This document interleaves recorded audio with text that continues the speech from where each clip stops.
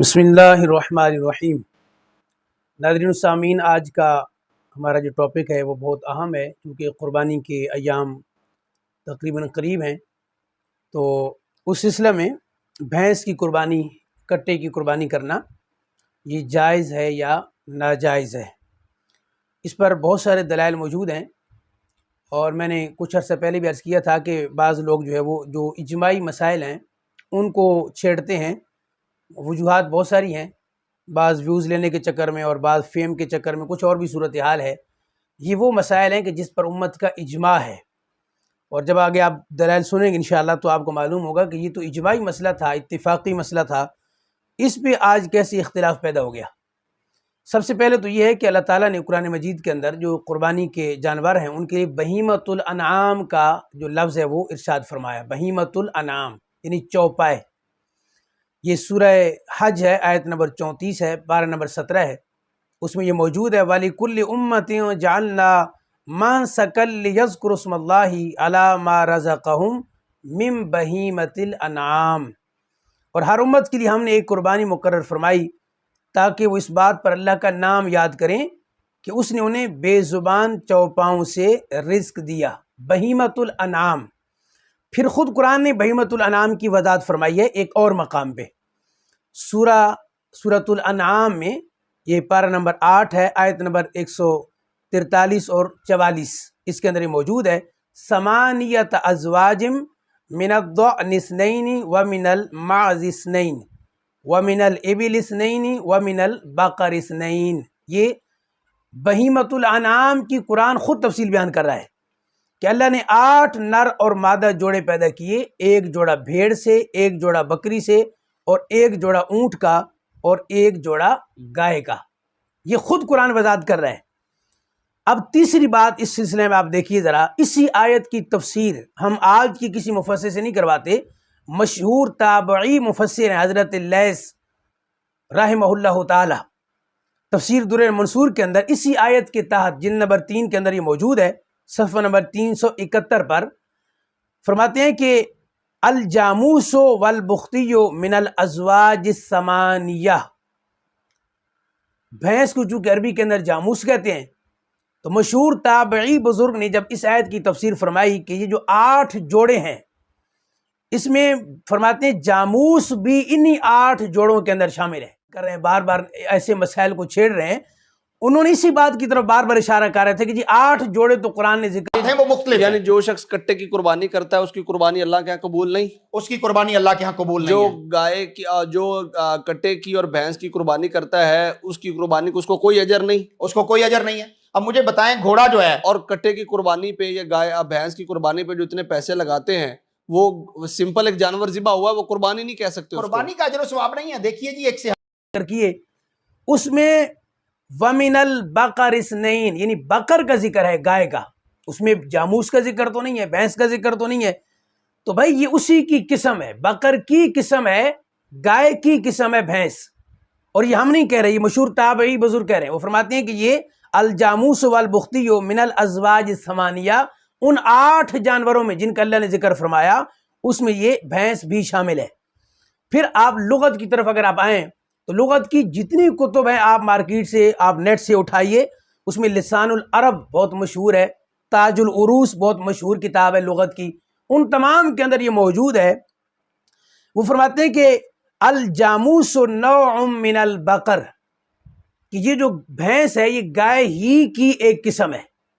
تو جب قرآن نے یہ کہا، 8 جانوروں کا قرآن نے تذکرہ کیا، یعنی پہلے بہیمۃ الانعام کہا، پھر اس کی مزید وضاحت 8 جوڑوں سے ذکر فرمائی، پھر اس بقر میں بھینس کو مفسرین نے شامل فرمایا، فقہاء نے شامل فرمایا۔ تو یہ دوسری بات میں عرض کر رہا ہوں کہ لغت کی جتنی کتابیں آپ اٹھا لیں اس میں آپ کو ملے گا کہ جاموس جو ہے یہ بقر ہی کی قسم ہے، یعنی بھینس گائے ہی کی قسم ہے۔ میں نے آپ کو ایک حوالہ دے دیا لسان العرب کا، جلد 6 صفحہ 51 پر یہ موجود ہے۔ پھر میں نے عرض کیا کہ یہ وہ مسائل ہیں جو اجماعی ہیں، جس پر امت کا اجماع رہا۔ اب ان مسائل کو چھیڑا جا رہا ہے، اس پر پہلا حوالہ آپ نوٹ کیجئے، یہ الاجماع، کتاب کا نام دیکھیں الاجماع، یعنی اس میں وہ مسائل ہیں جس پر امت کا اجماع ہے، ان مسائل کو جمع کیا گیا، اکٹھا کیا گیا۔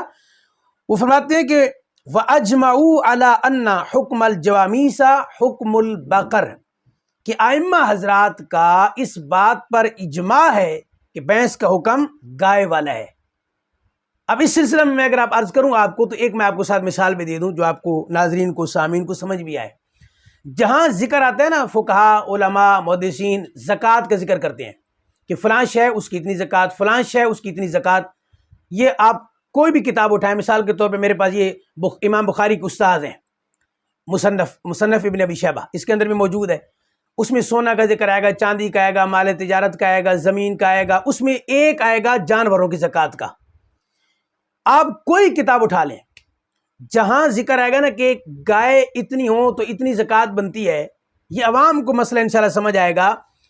تو بھائی چونکہ سرکار کے دور میں تو یہ بحث ہوتی نہیں تھی، تو وہ جیسی گائے کی زکوٰۃ کا ذکر کرتے ہیں کہ اتنی گائے ہوں تو اتنی زکوٰۃ بنتی ہے، تو وہاں سب نے لکھا کہ بھئی بھینس کا کیا حکم ہوگا؟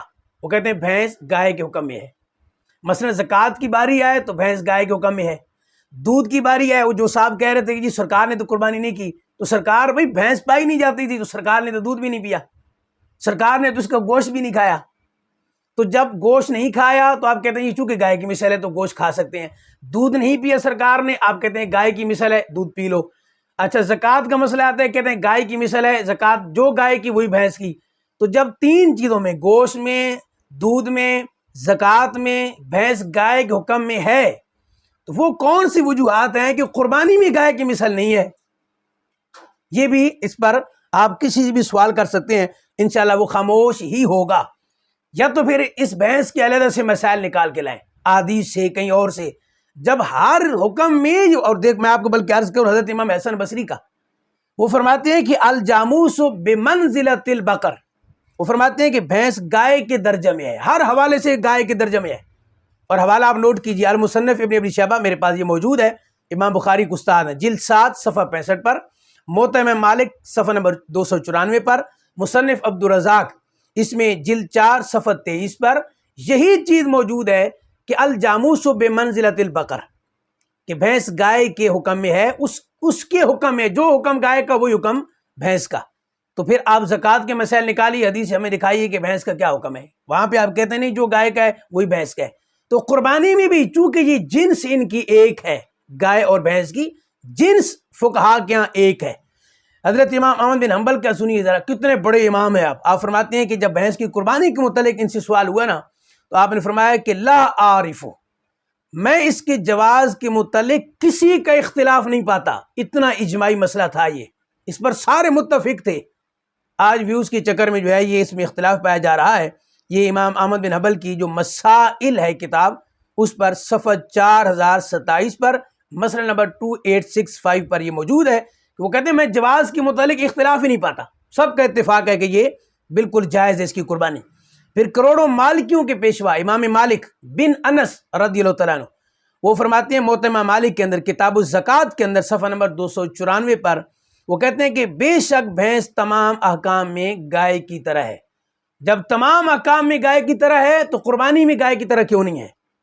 اور پھر آپ مسند الفردوس کون نہیں جانتا، اس میں مولا مرتضیٰ حضرت علی کرم اللہ وجہ الکریم آپ کا یہ فرمان موجود ہے کہ بھینس کے جو گوشت ہے نا قربانی کا، اس کے 7 حصے کیے جائیں گے۔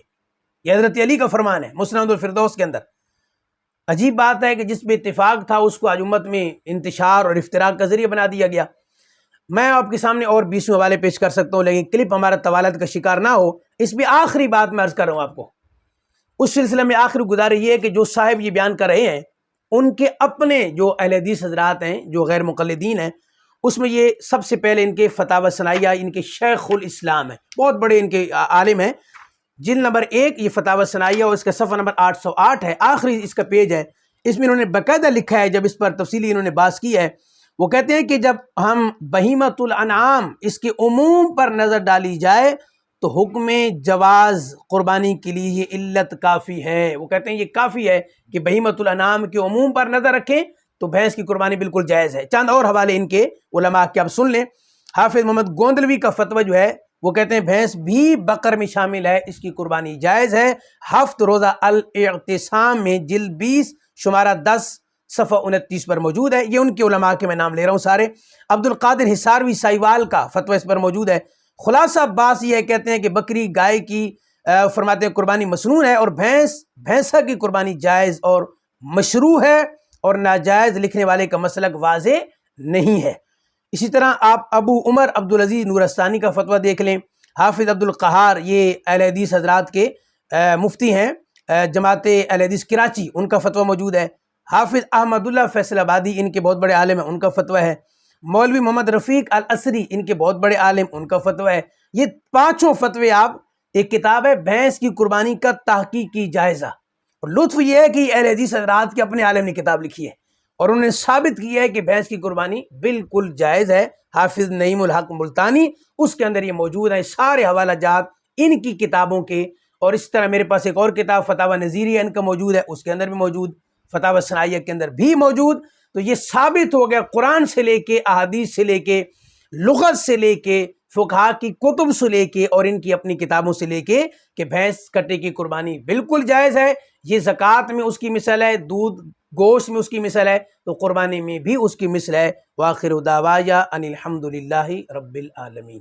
تو بھینس کے بارے میں آپ کتاب الاجماع جو ہے آپ اٹھائیں، پہلے 300 سال میں کتاب لکھی گئی ہے، اس کا اردو میں ترجمہ بھی ہو چکا ہوا ہے. اس میں باقاعدہ لکھا ہے کہ اس بات پہ اجماع ہے کہ بھینس جو ہے وہ گائے کے حکم میں داخل ہے اور یہ بہیمۃ الانام میں آتی ہے. تو ہمیں جو لغت کے لوگ ہیں یہ بتاتے ہیں کہ گائے اور بھینس ایک کیٹیگری میں فال کرتے ہیں، اگرچہ اسپیشیز ڈیفرنٹ ہیں، لیکن اگر آپ اسے دقت نظر سے دیکھیں تو یہ ایک ہی جانور کی دو اسپیشیز ہیں.